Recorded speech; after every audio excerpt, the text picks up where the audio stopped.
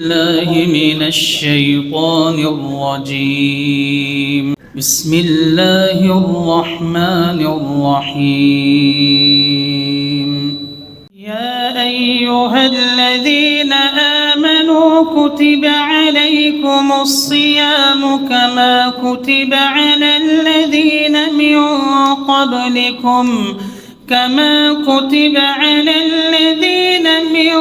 قبلكم لعلكم تتقون أياما معدودات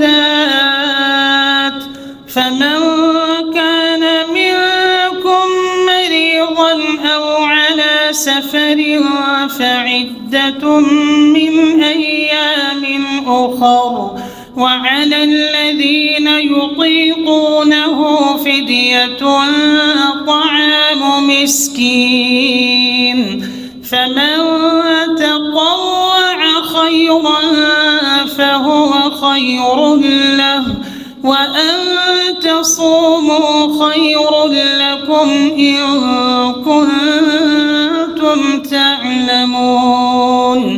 شهر رمضان الذي أنزل فيه القرآن هدى للناس